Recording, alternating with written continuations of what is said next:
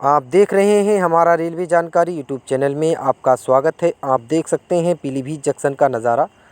ये तोड़ा हुआ पहले कई दिनों से 1 साल से ऊपर हो चुका है, टूटा हुआ है, मगर अभी तक कोई कब बनाया जाएगा कब नहीं इसका तो कोई अभी अता पता नहीं है। बरसात मौसम भी निकल चुका है, इस टाइम बनाने का है, मगर अब सर्दी चालू हो गई है। कोहरे के वजह से ट्रेनें भी बड़ी लेट लतीफ़ों से चलाई जाएंगी और भी ट्रेनें बरेली मुरादाबाद रेल सेक्शन पर, कानपुर सेक्शन पर ज़्यादा जो एक्सप्रेसें दौड़ रही हैं उसमें से 100% में से हमारी लगभग 60-70% ट्रेनें बंद हो रही हैं, बंद हैं, निरस्त कर दी गई हैं।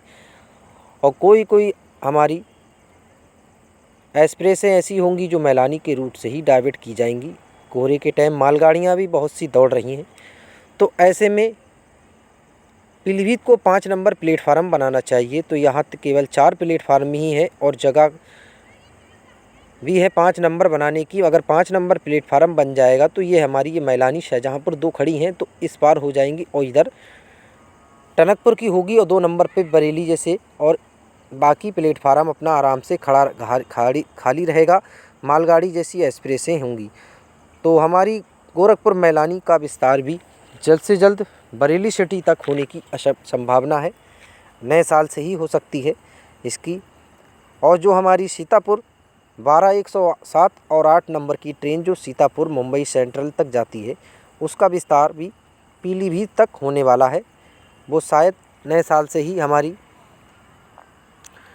पीलीभीत से रास्ते बरेली होकर चलाई जाए। सीतापुर से डायरेक्ट अगर इस साइड से चलेगी तो और भी फ़ायदा होगा। और भी नई एक्सप्रेसें बढ़ाई जा रही हैं काफ़ी, मगर अभी तक हमारे मैलानी लखीमपुर वासियों की एक भी रूट पर नई ट्रेनें नहीं मिली हैं। तो क्या हो गया है, ऐसे बहुत सी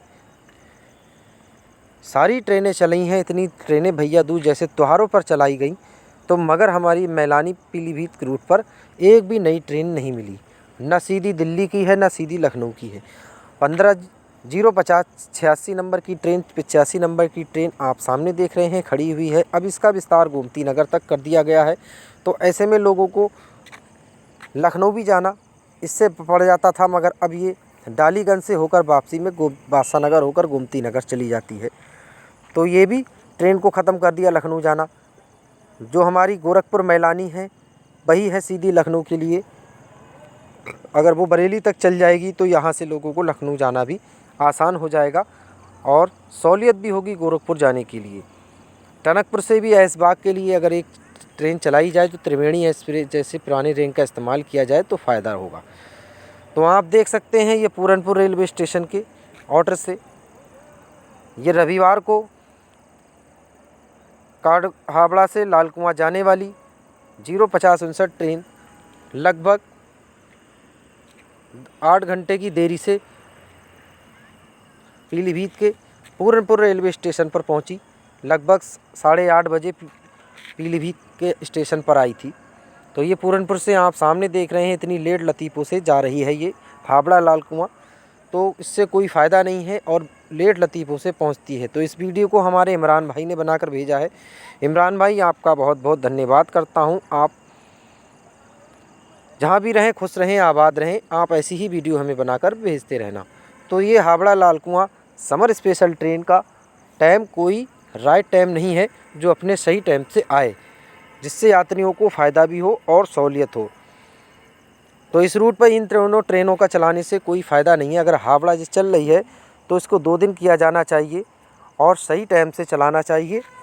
और जो लाल कुआं वाराणसी का है टाइम बीसलपुर होते हुए शाहजहाँपुर के रास्ते बाराबंकी अयोध्या होकर अगर चल जाएगी तो यहाँ से लोगों को अकबरपुर जैसे कचौचा शरीफ जाना और अयोध्या जाना और काशी जाना आराम हो जाएगा लोगों को और सीधे फ़ायदा भी होगा।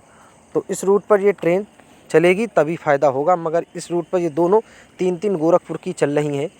तो ऐसे में क्या फ़ायदा, एक बीसलपुर शाहजहाँपुर रोड पर ही चला दी जाए जो तेज़ रफ्तार भी है और सही ना जंगल है ना कुछ, अपने आराम से तेज़ रफ्तार से चलेगी। मगर इस रफ्तार मैलानी रूट पर पीलीभीत मैलानी रूट पर भी बहुत ही हल्की रफ्तार है और हल्की रफ्तार से ही लेट लतीफ़ों से ट्रेनें पीलीभीत 1 घंटे के बजाय 2-2 घंटे पीलीभीत पहुंच रही हैं। तो ऐसे में बहुत सी दिक्कतें हो रही हैं। तो नए साल से ही नई ट्रेनें चलाई जाएंगी और कौन कौन सी चलेंगी ये सब हम आपको जानकारी ज़रूर देंगे। आप सब्सक्राइब की लीजिए और वीडियो बनाते रहेंगे। धन्यवाद।